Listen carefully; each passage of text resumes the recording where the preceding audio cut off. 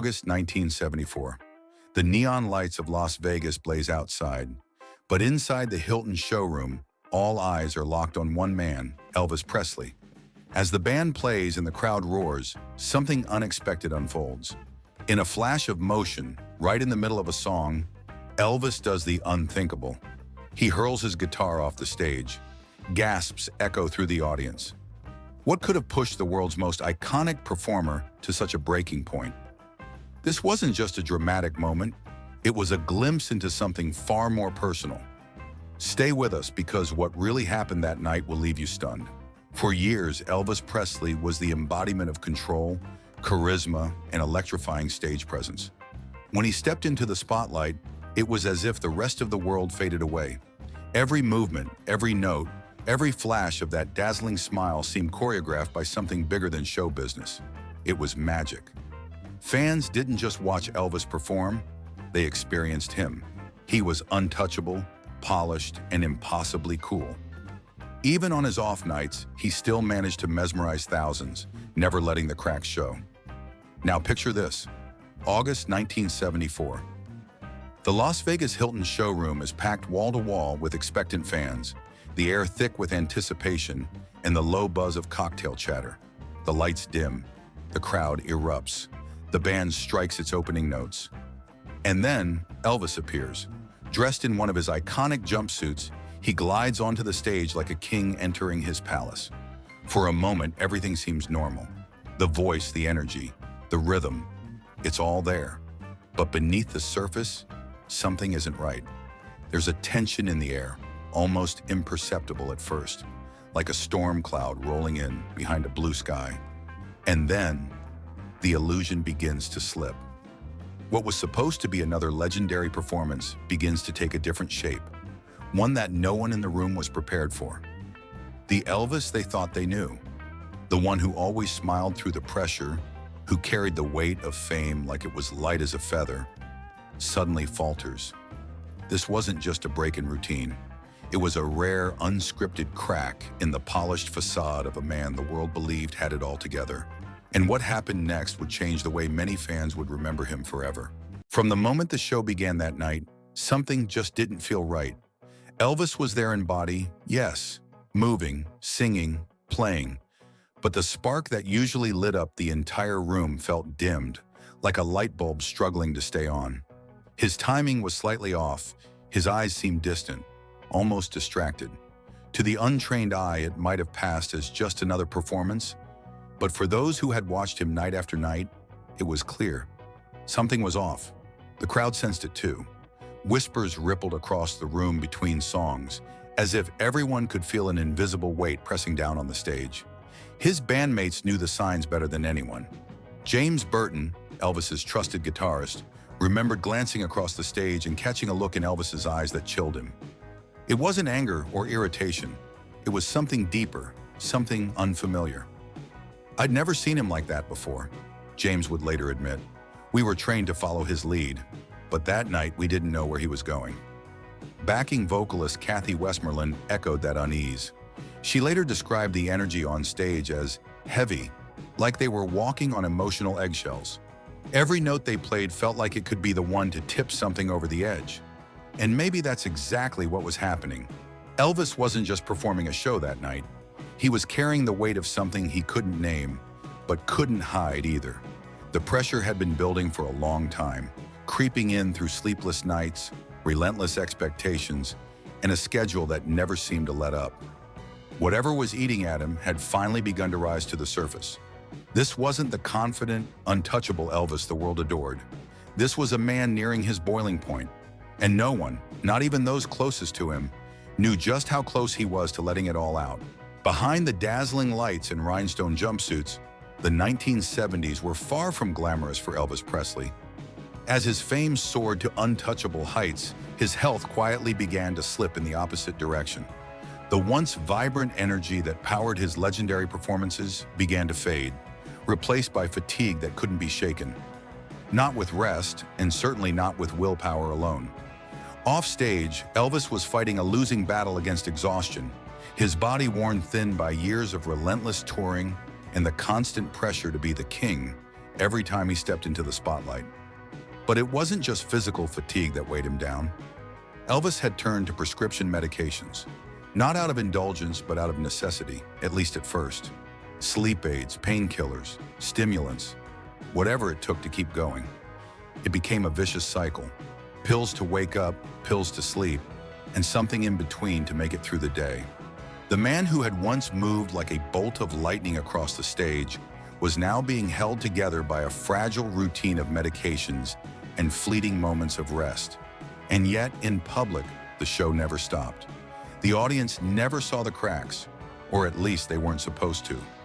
One of the few people who truly understood what Elvis was dealing with beneath the surface was his close friend and spiritual advisor, Larry Geller.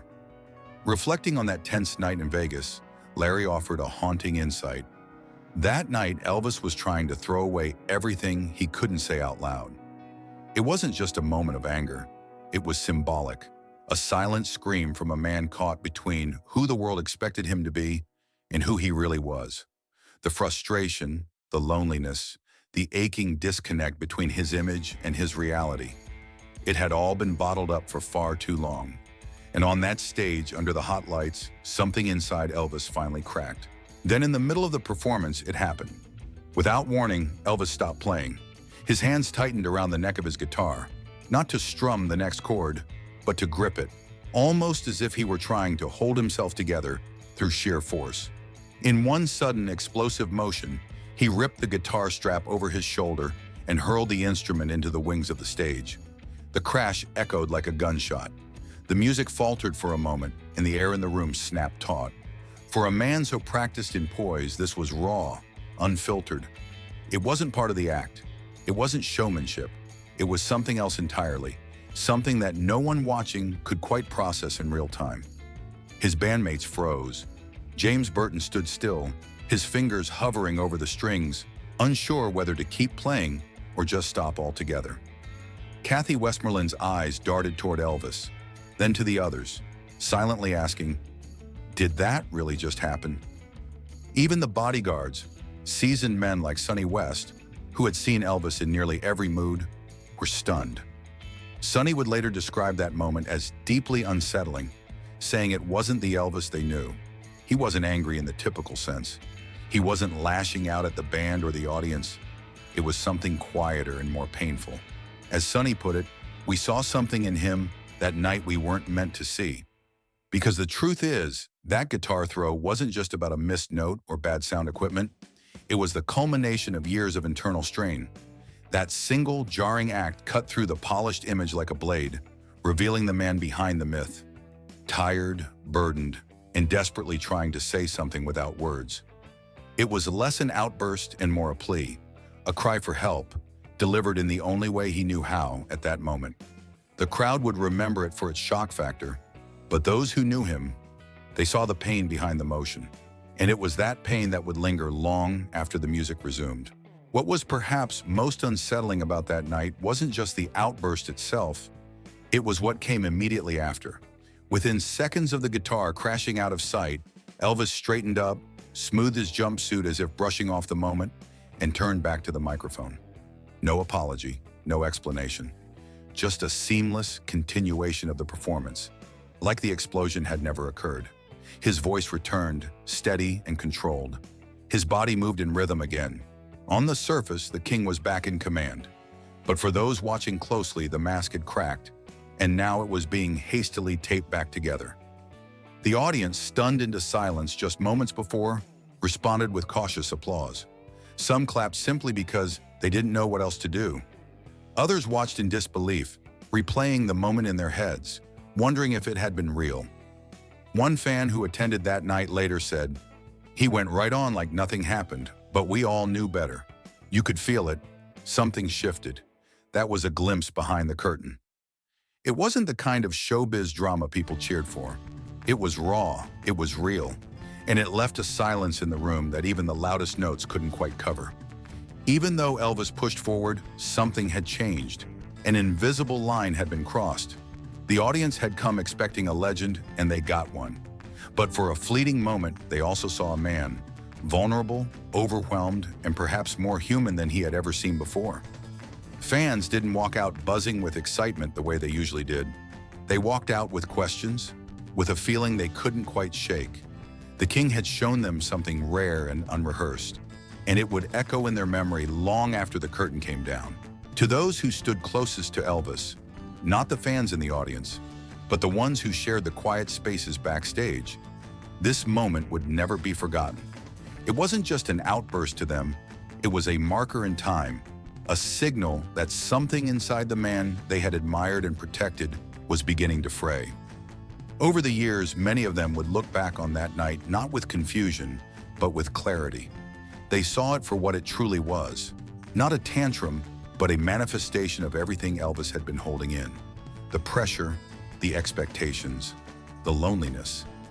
That single act on stage became, for them, a symbol of how heavy the crown really was. Elvis Presley had always been larger than life, but in that instant, he became something else entirely. Human. Not the perfectly sculpted figure fans saw in movies or the endlessly grinning star from talk shows. That night, under the glittering lights of Las Vegas, he showed that even the king could reach a limit. That even someone adored by millions could carry pain too heavy to hide. He was no longer just an icon wrapped in sequins and spotlight. He was a man trying to hold himself together while the world watched, unaware of the toll it all had taken on him. And maybe that's why the moment stuck with so many for so long.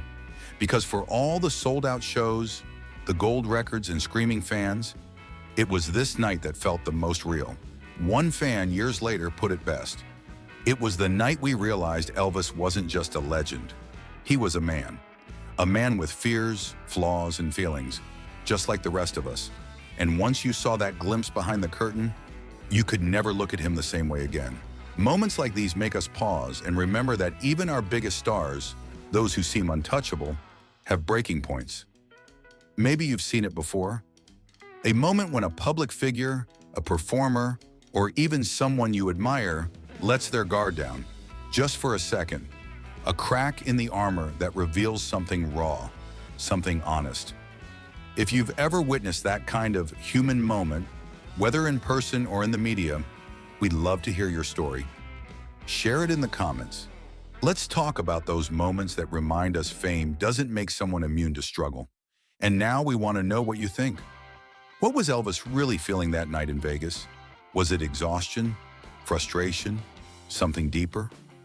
Was it a flash of anger or a silent cry for help? Drop your thoughts below and join the conversation. Your perspective might just help someone else understand this iconic night in a whole new way.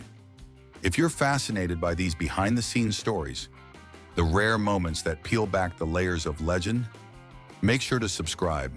We've got more untold Elvis tales, emotional truths, and historic moments that you won't find in the headlines. Stick with us because there's so much more to uncover about the man behind the music.